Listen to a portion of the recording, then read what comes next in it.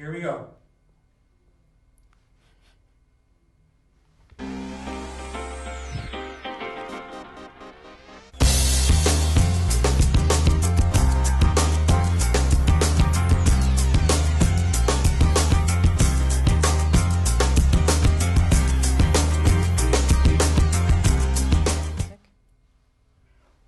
Welcome to the Art of Conscious Living.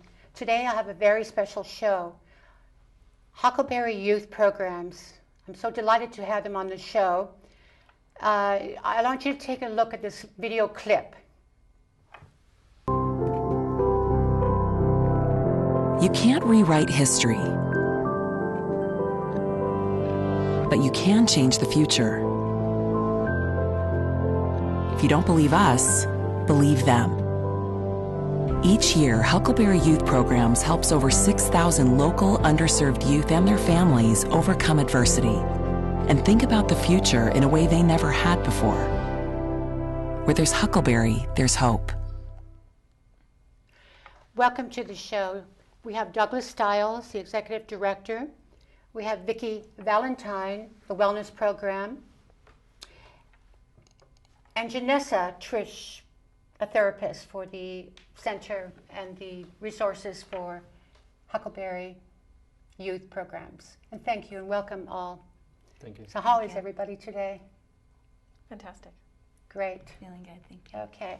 Well, Douglas, let's start with you. I'd like to have some background of how and when Huckleberry Youth Programs was founded. So Huckleberry Youth Programs was founded by Father Larry Beggs back in 1967 during the Summer of Love. There were 3,000 people were coming to San Francisco, hanging out in the Haight District, and the families there said, what are we going to do with all these youth? And they created a home for the youth to stay in during that time.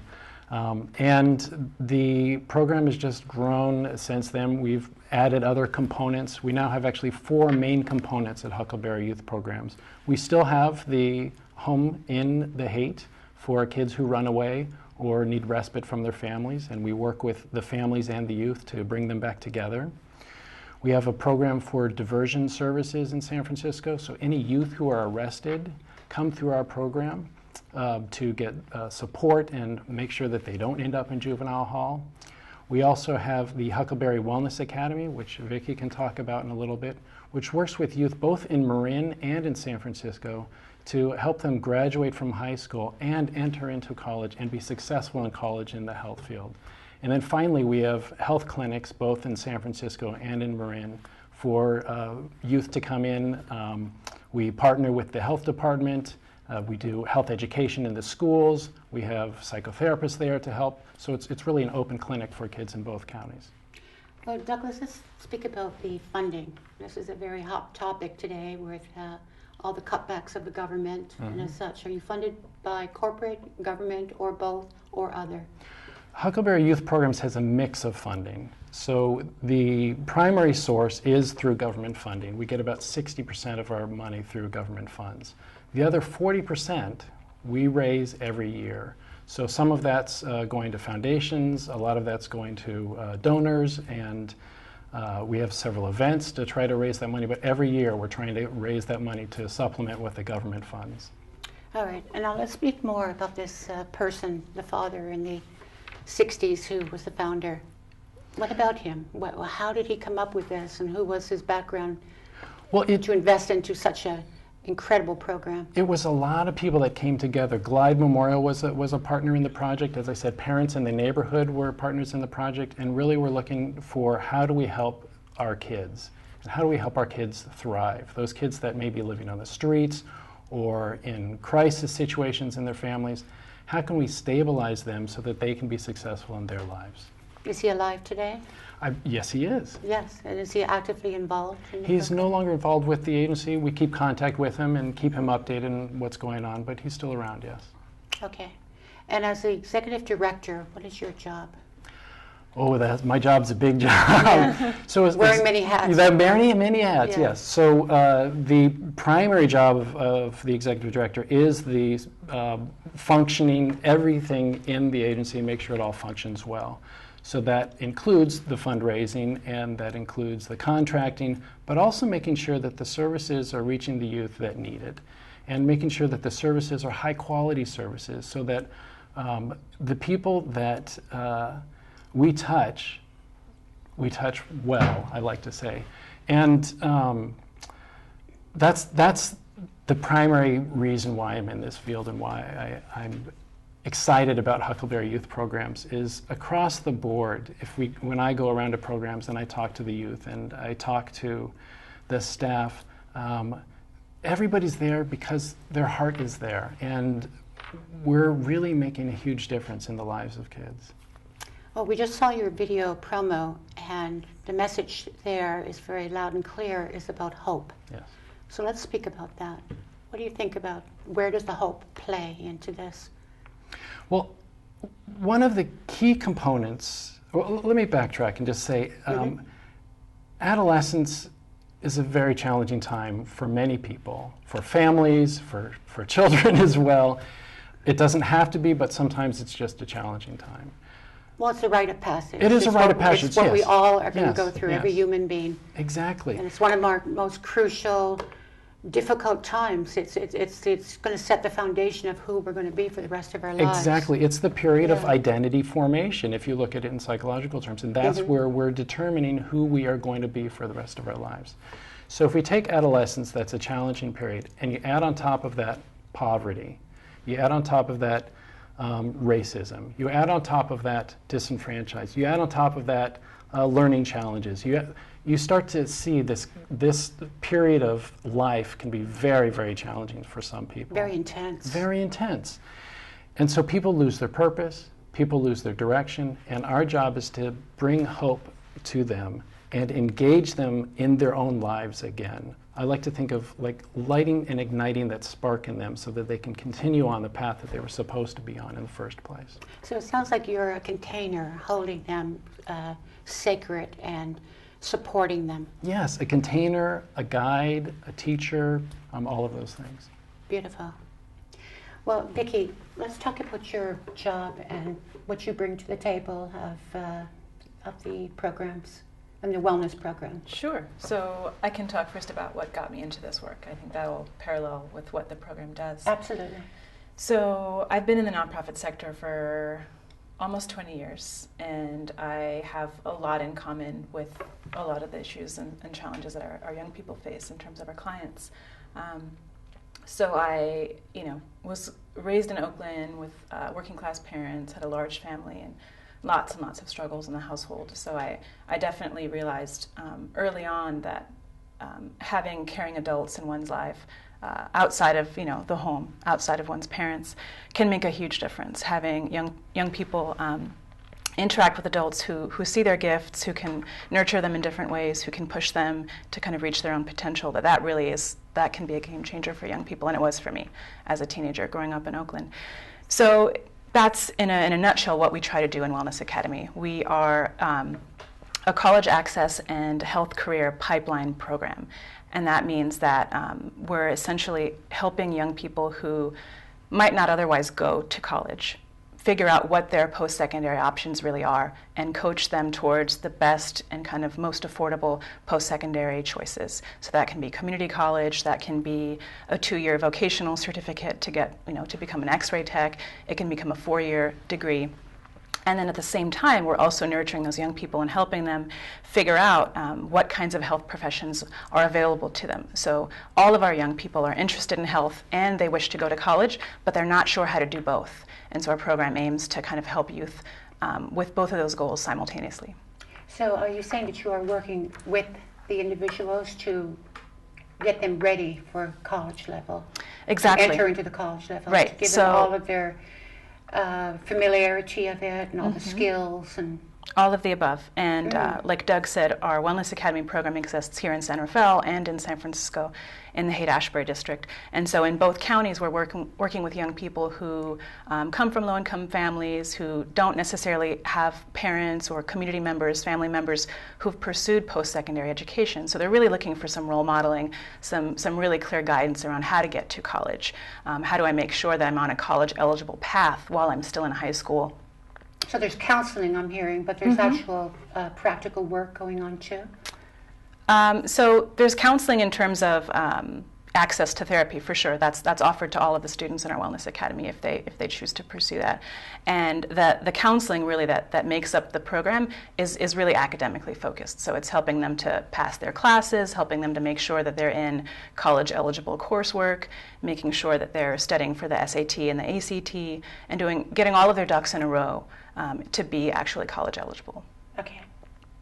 And then that's where Janessa comes in, where she's the therapist. Yeah, so I have a couple different hats as well. I work at the Huckleberry Youth Health Center, which is a health center in the Haight-Ashbury district in San Francisco that houses a few different programs. So one of the programs that we house is the Huckleberry Wellness Academy. Another program is our health education program.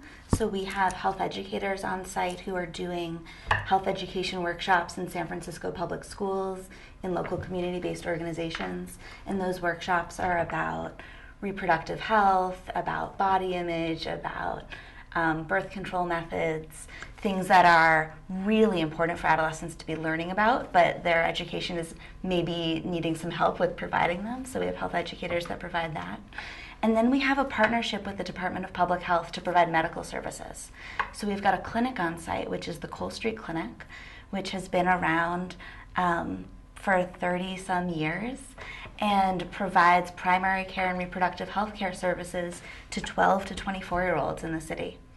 And I work closely with all of these programs to integrate behavioral health services, mental health services into those programs, and I'm also the site therapist. So I do individual and family therapy with our clients. Of counseling? Mm-hmm. Okay.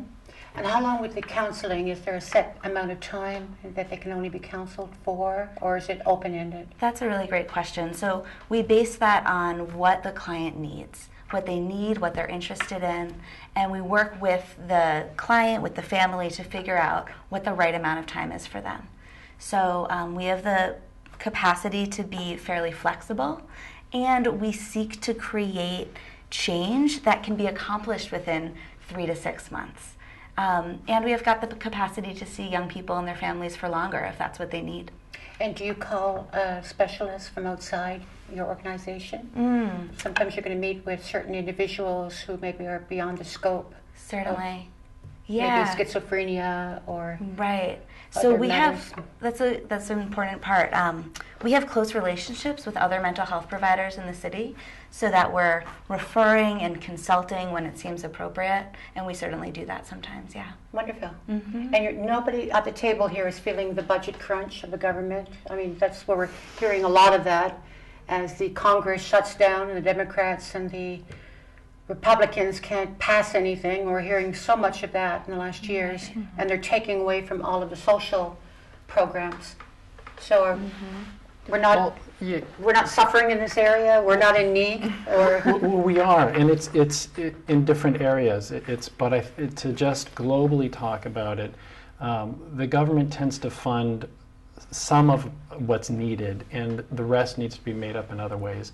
And there are some times where the funding is minimal, and we have to do a lot of work to make sure that the services are in place. As Janessa was saying, we don't limit what we do based on the funding. If something's needed, we try to find a way to make it happen.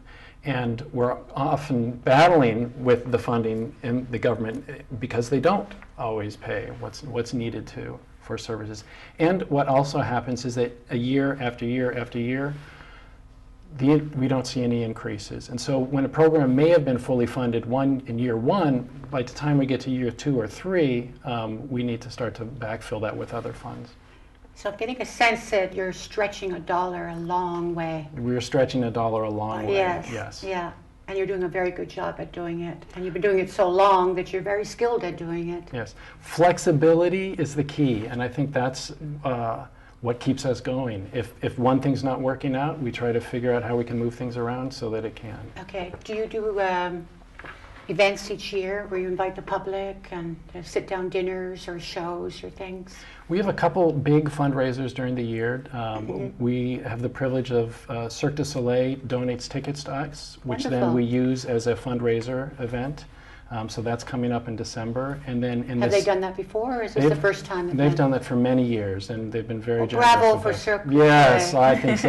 That's it. We've had other venues where we've done the similar thing. We've gotten tickets donated to us. We then sell the tickets as a fundraiser.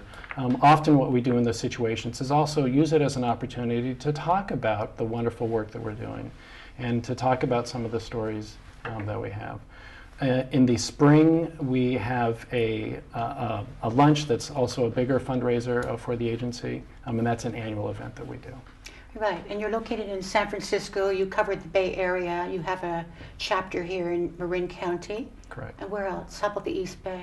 So we don't at this time. We interface with some other agencies in the East Bay, but our services are San Francisco and Marin solely. Okay. Do you plan on expanding anytime soon? Or want to, or have the need to? We don't have any plans at this point. We're in the process of starting up a new strategic plan to look at what are the needs of youth in the Bay Area. And in doing that process, we'll engage with other organizations and try to look at what are the gaps, what's not happening, and are there ways that we can fill those gaps. Well, let's put this question to you, Janessa. What are the needs of the youth today? So I would say that in addition to agencies feeling the funding pinch, I'd say that our youth and families are feeling that as well. So I think there are greater rates of unemployment more than ever. I think that a lot of families in San Francisco and in the Bay Area are struggling with increased housing costs, and housing is a little bit more precarious than it has been in the past. And that's all due to Google and Facebook coming in and all the large corporations. I and they have the money so they can afford the rent, and so the landlords want more money. I think it's due to a number of factors, but the Bay Area is getting much more expensive than it used to be. And a lot of the families that we work with are having a hard time.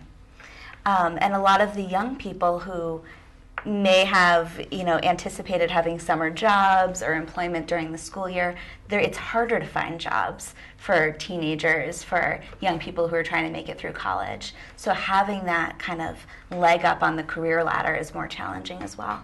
So I'd say that poverty and less kind of funding in San Francisco is absolutely impacting our families. And in addition to that, Doug mentioned before, adolescence is a really challenging time for a lot of people. So in addition to the stressors of poverty, of racism, of community violence, experiencing complex traumas over the course of childhood, our young people are up against a lot of challenges. Well, let's speak about that. Let's speak about racism. This is no longer the 50s, so I'm understanding that it's more of a subtle racism, where in the 50s it was one area, blacks used the toilets and whites used, and it was very much pronounced and very known, and the lines were very drawn. And we've made headway in all of that, thank God to Martin Luther King. Now, when we say racism today, it's there, but it's not really there. It's not as apparent. It's kind of hidden. So let's speak on that. Okay. So I think you're right. There's certain ways in which racism is certainly not as obvious, maybe, as it was a long time ago, right? But there's systems of... Can we say class then? Can we say that there's this Caucasian, and there's this black, and there's this Hispanic, and then there's I would put it the Native American Indian, and it's a class thing where one thinks about that when they're about to hire or one's in a social situation. It's still existing, but it's not as known. So I would maybe put it a little bit differently. I think that racism and socioeconomic class can be very much intertwined. Okay. And we can see that in how lots of neighborhoods in the Bay Area Economics money. Play out.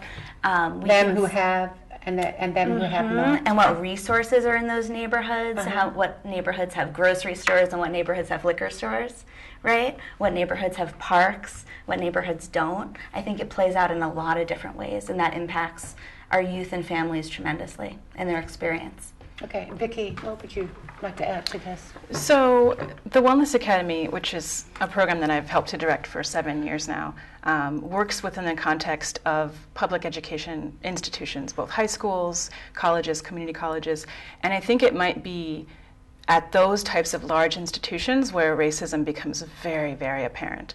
Both racism and I think a manifestation of racism, which is just that opportunity starts to look very different for different types of folks. So as an example... Give me an example of that. Sure. So here in San Rafael, it's fairly well known that the percentage of Latino students who graduate from San Rafael High School fully college ready, meaning that they have passed all of their, it's A through G requirements. Those are the minimum criteria in order to be eligible to apply to UC or CSU University. About 21% of the Latino population at San Rafael High graduating in any given year has met those benchmarks. Now, there's lots of complicated reasons why that might be. So in essence, what we're saying, it's a low percentage. It's incredibly low. And henceforth, where does the racism come in there because of that? So racism can become apparent in terms of tracking. Racism can become an element of deciding who gets into AP classes and who doesn't. Racism can be manifested in terms of having different expectations for different sorts of students, having lower standards. This is something that the case managers who work with our Wellness Academy programs here in Marin and in San Francisco see this more often than a lot of us adults would really like to believe. So if you were to be speaking to the powers to be, we're sitting at this table today, what would you say to them? How can we have a level playing field, and how can we go forth and leave this behind us? Right. And have a transition to a better, saner, more equal, loving world? That sure sounds nice. Yes. I would love to see that. I think that it's the reason that things haven't improved is because these are very layered and complicated issues. So one layer is family involvement and support.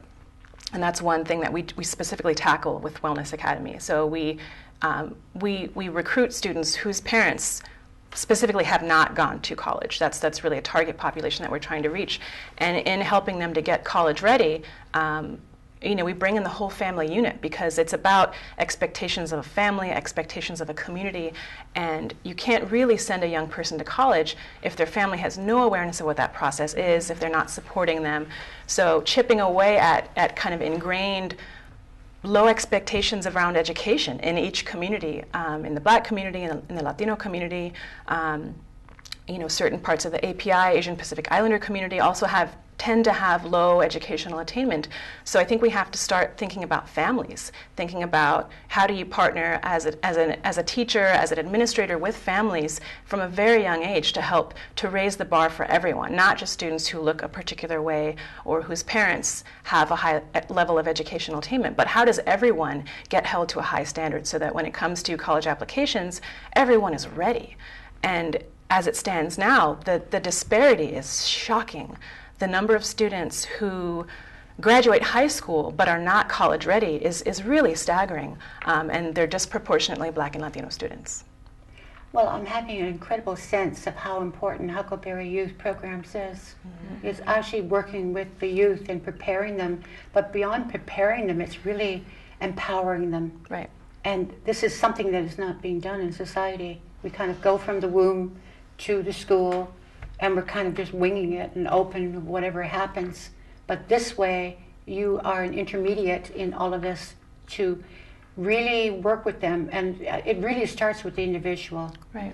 I think my question before, if I said if the people were sitting at the table of the power to be, I think we would answer it by saying that it really starts with the empowered individuals. And without those individuals being empowered, there's really no hope. So it's incredible work, absolutely. Thank you so much for doing this. Of course. And how many other people do you have on staff besides yourselves? So Huckleberry Youth Programs has about 60 staff in both counties, as well as some other part-time staff for various things that we do. So it's a large organization. All right. I like your thoughts, Douglas. Well, I did. I want to go back to something you're talking about in terms of hope and empowerment. As I said earlier, adolescence is that identity formation period, and it's very easy for people to look at somebody who's not succeeding and say that's who they are. And if we do that, that is who they will become. But we don't really know where people are going to go. So our job at Huckleberry Youth Programs is to take that person or the family or the group of people and say, where do you want to be? And what are the barriers to getting there? And let's see if there's some way that we can have your dream come true. Let's see if there's a piece of that dream maybe that we can start to work on to have that come true. That's the hope component that we were talking about earlier. So you're giving them a measured method to measure their results, basically. Exactly, because it's easy to give up when the world is against you. It's hard to fight against that, and we're there to help support people to fight against that. When we talk about disparities, when we talk about how people are pinpointed or labeled or bullied because of what they look like or things that they've done, we try to pull aside from that and say, wait a second, that's not who you are. You're somebody else. You can be somebody. You can be what you want to be. And how do we make that happen? And how do we get the support system to recognize that you can be something different? We don't need to have so many Latinos not ready for school, not ready for college. And I think... Or not even thinking that it's a possibility for well, them. what they're told is, oh, you don't have to worry about that. And that's, when we talk about shocking, that's shocking. Right. Because what we've done is we've taken people who've been told, you don't have to worry about this, you don't need to do the A to G requirements, you're not going to go to college. And we've not only helped them graduate from high school, we've gotten them into colleges and support them through college so they succeed and graduate. Thank you, Douglas. Janessa, I'd like to speak more on the therapy. What kind of therapy? There's so many modalities of therapy today. The integral therapy, the talk therapy, the Freudian therapy. Right. There's new ways of being. There's body-centered psychotherapy, where it's more feeling your emotions. And so let's speak on that, of where you sit on what modalities you would actually work with. Sure. So Huckleberry Youth Programs has a counseling team of 4 master's level therapists and graduate student interns that we bring on every year. And I would say that the therapists on our team all have kind of their unique styles and where they tend to gravitate more or less. Generally, our therapy looks a lot like talk therapy, although that gets changed up depending on what clients need. So different therapists will bring in art elements, games, sometimes going outside and taking walks during sessions, things like that, depending on what the client needs and what works best for them. We have an emphasis on family-centered interventions, so working with young people in the context of their families, bringing parents and siblings into the session to take a look at the challenges that happen in between relationships, because often that's a big thing that's coming up for young people, and working with those challenges to kind of try to make helpful changes in families. Do you also go into the homes? Sometimes, yes. And see exactly the dynamics of what's really going on there? Yeah, and that can be a really helpful step as well. I would say that overall our modalities have a lot to do with being very strengths-based. So helping young people and families identify their hopes, their strengths, what they're doing that's moving them in the direction of their goals, and then where they're getting stuck, and how they can apply what they already know and what they already do to help get them unstuck. I would think it would be so important for this young person to be able to express it and not keep it inside of themselves. That's a lot of empowerment right there. Exactly. When you keep it inside of yourselves, it's going to turn off and start biting you. You're absolutely right. Yeah. So this way, it's you get it out of yourself. You're able to share it, and you're. It's kind of it's not unloading it. It's seeing more from the experiential of it and bringing in new energy into it. I think being heard in the context of a supportive relationship can be tremendously therapeutic for anyone. Right, because as a youth, there's so much emphasis on being talked at. And so being heard is very, very important. Yes, and I really see all of the young people I work with and their families as being the experts of their own experience, right? So I have my training, and I have the knowledge that I bring to the table, but they're the experts of who they are and what works in their lives.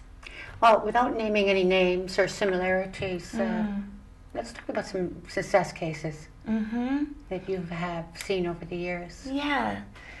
So I think that some of the most successful cases that I've seen over the years have been ones where communication has opened up between family members, right? So where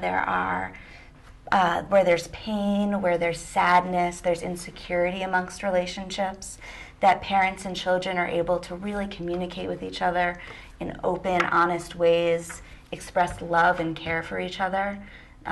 Where that was absent before. Where it was harder to access, right? I think there was a lot of patterns and familiarity going on. Absolutely. A lot of people maybe have been closed down, and now it's just breathing more fresh air and newness into it. I think we get into patterns of behavior where it can be really hard to remember what's good about our relationships with each other, right? Because we're always focusing on getting to school on time, or not doing the homework, or not doing the dishes. And that one success story that you have seen?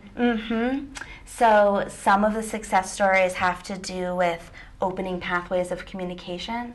I think other stories of success that I've seen are with young adults who are really kind of on the fringe of independence. So 18, 19, 20-year-olds making some bold choices to make changes in their lives, to choose different relationships for themselves, to get on an education or career path, to stop using drugs or alcohol in a certain way. Those kinds of moments have been really special. Wonderful. Yeah. Vicki, what have you seen in wellness? So, we really focus on academic interventions. So the students that we recruit, we get them in the 10th grade in high school and work with them all the way through their second year of college. So it's an incredibly long period of time that they know us and that we know them, including their families. How many years is it? It's 5 years. 5 years. Yeah, so it's a very, very intensive program. So over that long stretch of time, the students really become so open with our case managers and learn how to ask for help. I mean, that might sound like a very small achievement, but for young people who might have sort of been failed by the system historically, might have had really profound challenges, to learn how to advocate for themselves and ask for what they need is a really serious victory. And to see that in all of the students, by the time they graduate our program and as they're pursuing post-secondary pathways, they're able to take that skill and continue to apply it in new settings. And that, to me, is more important than anything, that we give students tools, we help them sharpen those tools, and they take them, and when they're outside of our walls, they continue to use those, and that really is so impressive. Wonderful. What would you say, being that you were from Oakland, and you were a youth from Oakland, and now if you were to speak to the youth of Oakland, what would you like to say to them right now?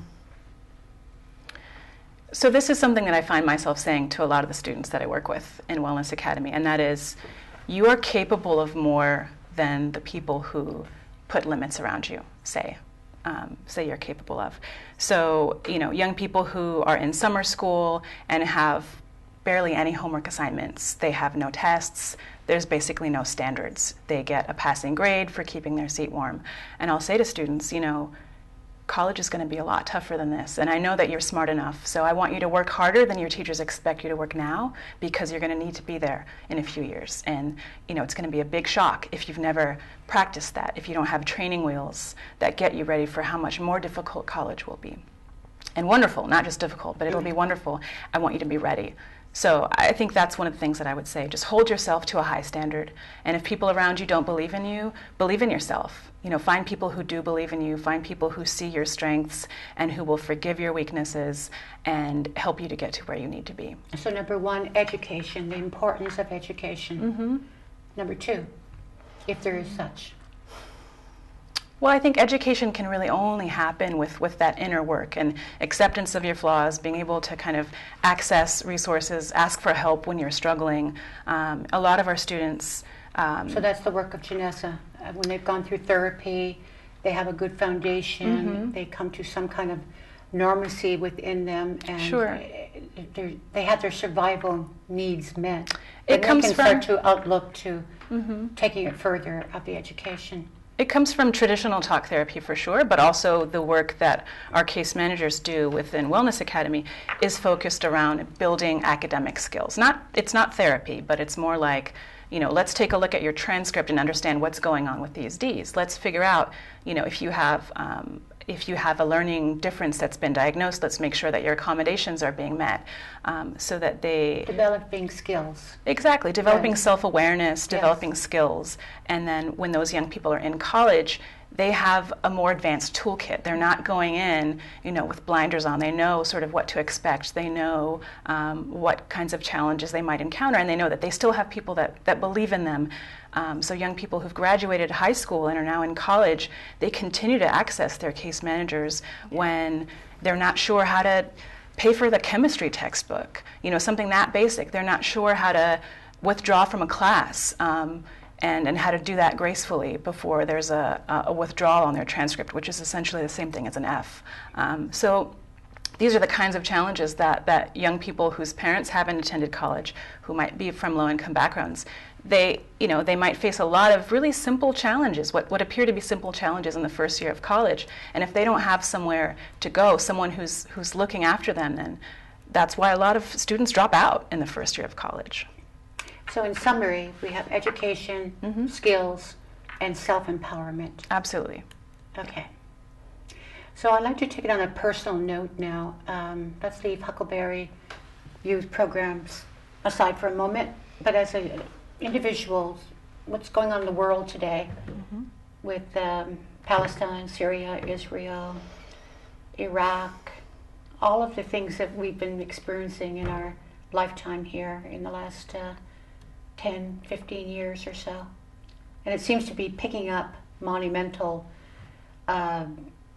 more of the wars and more of the chaos going around. And I want to point out that I want to look at this question from a point of view from the beginning to the middle to the end. So if we just look at it and kind of time capsule it as what's happening right now, then that's really not doing justice to it. We have to see how it's played out, how it needs to be played out. They're forming democracy in this land for the first time in some of these countries where they did not have it before. And how is that affecting America? And what do you think of the whole thing of that? It's huge. It's a huge topic. It's a very pause before we get into Yes, it. Douglas.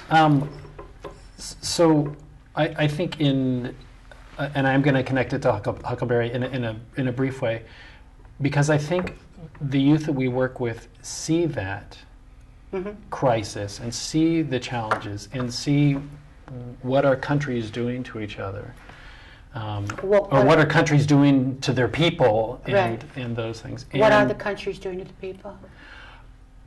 I think horrendous things, and Examples of that would be well, I think many of the examples that you pointed out. Israel and Palestine right now. Yes, Israel and Palestine. And the Hamas using the Palestinians as a shield, and they're thinking that the more death that happens there, then they're more victorious because of that. And imagine, so what is the message that our young people are getting today when they see all this chaos in the world and they see large organizations, governments, clashing with each other around things that they can't understand, things that, as you pointed out, are centuries old. These are not new conflicts; they're old conflicts. And how can the youth see themselves in this like crazy, chaotic world? And I think if we view things from that side, that may change a little bit how we start to look at international politics. If we see how it's not just affecting the people who are the decision makers or even the people in the country, but if we just look at the youth who are in this stage of identity formation, what are they getting out of that? And I don't think it's anything good, and I think there need to be there needs to be a lot more thought about what impact that's having on people. Well, every generation has their challenges. Where in the 50s we had the Cold World War, Yes. and it was you were in school, and at any moment the Yeah, duck and siren cover, would go off yes. and duck and cover. That's right. Where today it's not that. It's a whole different dynamics today. So the youth today, if we have a pulse on the youth today, what do you think they're feeling and thinking Well, I think in this generation? Yeah, if countries cannot solve their problems together, I think many youth are saying, "What's the point then?" Yes, that's what you were yeah. speaking about. You know, my family conflict is nothing compared to this big thing, and it's just a mirror of actually what's happening internationally. Here are these experts in diplomacy who can't get along. You know, So are they going to tend to feeling hopelessness, or I think there is a tend to feel hopeless. I think there's a challenge around identity, around who am and I, being very confused? and being confused. There's clearly lack of empowerment, and we see that in the multiple systems that we engage with. And it's that compounds a lot of the challenges that people have going through as they're growing up. Okay, another topic of the border issue. We have these children who are coming here on their own, and if they're sent back, they're going to be in a terrible situation. They're either going to be killed or abused or used or some way in dire harm. So they're fleeing for their life to come over here. Now, in one point, in my thinking, is if we take 50,000 of them, then we're going to have to take millions, and it'll be endless once you open up the door to some, and we can't do that. So what do we do about that on a humanitarian way? And how does that tie into the youth today? Well, so what I would do if I had all the power in the world, I would go to those youth and ask them, what's going on? Who are you? What is your trajectory? What are you seeing as your future? And that would take a lot of time and a lot of energy. But I think what's missing in this is I don't know who's paying attention to that part. There's all these people that are, we've got to send them back. No, we have to keep them because if they go back, that's a big question and a very challenging one. But nobody, I think, is paying attention to, so who are these people? And how then can we help them be who they need to be? While they're here? Wherever they end up being. I think that's the Empowering those. Yes, the benefit of that is it doesn't matter where they end up. The politicians can figure out all of that stuff on their own, and they're not going to listen to me anyway, so that doesn't matter. But in that process, we can figure out who are these are not just lost people. These aren't people who are just going to lock up or go back to a horrible. These are human beings. These are our brothers and sisters, and there is a way that we can, whether it's empowering them or engaging them in their own lives, as challenging as that may be. Janessa.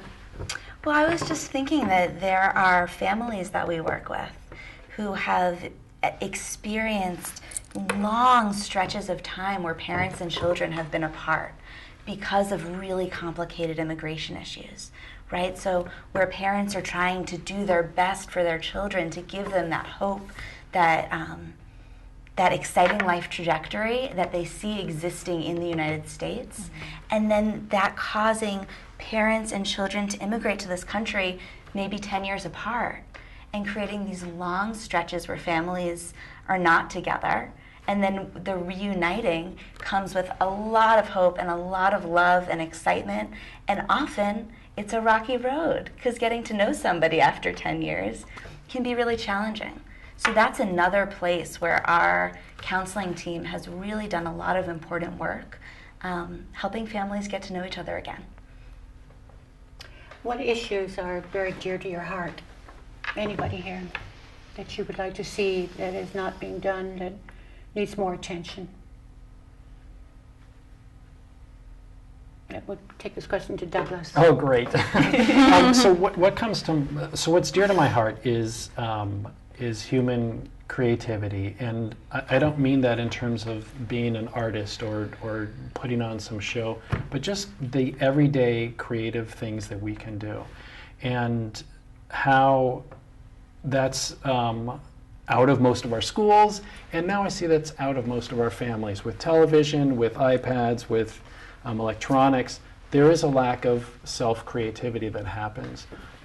And so in terms of an issue, I think that that is something that if I had lots of time, I'd be spending a lot of time and focusing on that. And it is one of the things that I bring to Huckleberry, is looking at how can we engage people creatively and engage their creativity in making them a whole person. An example of creativity would be? So an example of creativity is, let's see, so I will talk about my kids. So I have 2 daughters, and we often try to figure out ways to enhance creativity in our own home. Right. So your family life, your family get-togethers. Right. So some of that is we do improv together, or if we're doing art activities, we actually put the art up on the walls in our house so that we can see it. It's not just something that happens and gets put away. If we're building structures, what I do with our kids is to try to talk through. So what if we did it this way? What if we did it this other way? And do kind of a what-if game, which helps people think of alternatives as opposed to being stuck in a certain pattern. So an example of creativity would be gardening together. Gardening is an excellent way to be creative. Growing your own vegetables. Yes, and yes. Tending to that, and everybody does it together, or everybody has different duties. Yes, yes. Creativity is about asking the what if. It's the what if we did it this other way, or what if things were different, what could it look like? And that opens the imagination, and with imagination and creativity, we can solve some of those world problems that you were talking about earlier. And it's going to be different for every individual. Exactly, yes. So there's not one size fits all for everybody. Right. So have a participation going on Yes. with everybody. Yeah. I see it as an engagement with the self. I think it's an engagement with the individual person. That's what creativity is. We talked earlier about expression. It's the expression of who I am, and that is vital. And in our modern world, very confusing to express who we are. And so any way that we can tap into that, I think, is critical. Yes. And why is that? Why is it so difficult to express who we are? It's a society that we need to conform, and commercialism's going on, and there's kind of an awkwardness that nobody really wants to stand out and be an individual. Right. So we get all kinds of messages telling us who we are and who we should be. Maybe that's who we are, but maybe we're somebody else. And when those messages keep coming and coming and coming, it's very challenging to work against that. And we see what happens to some people who work against that. Sometimes they don't end up so well. But if we as a group start to stand up and say, we don't have to be what these standards say we are, what commercialism says we are, we can be something different, and I think we have a lot more opportunities. Well, let's speak about the future of Huckleberry Youth Programs. Where would you like to see it be more than it is in the next 5, 10 years? Project ahead. What would you like to add to it that's not there? Or something that is complementary to what is there? Yeah, so what we talk a lot about is sustainability. How can we keep doing what we're doing and doing well? And I think in terms of funding, that's a huge challenge. As we talked about, the government funding either stays at the same level or gets lower and lower. And so we're constantly looking for dollars to try to figure out how can we just do what we're currently doing. And individual funding, as you mentioned. Yes, we have some individual donors who we have some foundations who've been very supportive of us. And corporate. And some corporate funding as well. But not enough. But not enough to keep going. On top of that, I think that what we're doing this year is, as I said, looking across the Bay Area and seeing what are those gaps, where are there areas in which we can do more to help youth. And I think we're going to be able to expand in that area. Example of that? So we're in the process of finding that out, so I don't have a clear example right now. I don't want to create something that's not needed. Okay. That seems like a waste of energy. We want to see what are some of the needs in the different communities, and they could be community specific. And then are there ways that we can support or make some change or So have it you have an don't want to impact fix on what's that? not broken, and you want to stay with what's working. Yes. But you're open to experiential to see what possibilities you could Right, bring. we're in the process of looking around and seeing, so what is needed, what isn't happening, what needs to happen that's not being done. Okay. Any suggestions from these two? What you could bring in that's not there? you have the executive director sitting at the table right now. So maybe you have his full attention. Right. I mean, and this is responding to an earlier question that you posed to all of us. What issue is closest to our heart? And for me, it happens to be perfectly aligned with the work that I do in Wellness Academy. So this issue of, just for instance, in California, black students have the highest college dropout rate of any other ethnic group. And if you look at other sort of racial groups, there are similarly really staggering numbers around who succeeds and who doesn't succeed. I would love to see us expand Wellness Academy. I would love to see us kind of build coalitions with other organizations that do similar work, that do public policy, that do advocacy, that can get some of these institutional barriers lessened. I mean, removing a barrier takes decades of work, but there's more work than we can do in one small program to remove some of the huge, multi-layered, entrenched problems that continue to present obstacles in front of our young people. So I would love to see us not, try to resolve all of that, but to try to figure out what role can we play in doing some larger work around some of these tremendous challenges that our young people are facing that are going to, if not dealt with, they are going to contribute to further generations of poverty. And what we spoke about earlier, what is a contributing factor to the youth of dropping out, particularly the black, is the empowerment of oneself. So if they feel not worthy of it, or it doesn't matter, then it's so easy to do that. Right. But if they see the truth of it, of how important essentially it is to have this education, where it's going to define their whole life and open up so many possibilities, then they'll move through that. That's definitely part of it, sort of the self-awareness and the inner growth that we need to become strong individuals so that we can kind of be resilient in the face of challenges. And the other things? And the other things are kind of more concrete skills and strengths that our students need to have in order to get through these systems. So just as an example, there's something called the college placement test, which is sort of the final barrier in front of young people who've applied to college, they've done their financial aid processes, they've actually decided where they're going to go to college. So literally the last step in that process is to take a test that decides what kind of courses you're going to start out with in college. And you might test into what's considered college-level math, college-level English, but increasingly Black and Latino students tend to test at what's called remedial pre-college coursework. So it can potentially add years of expense, years of time that don't contribute to completing your degree. That's just stuff you have to do before you can begin taking college-level coursework. So there's some real kind of tremendous barriers, in addition to whatever internal limitations people might have, that keep people from graduating college, that keep people from attaining their goals and fulfilling their potential. I would think there is a very incredible importance of the different departments to speak to each other and communicate, such as Janice speaking with you and vice versa.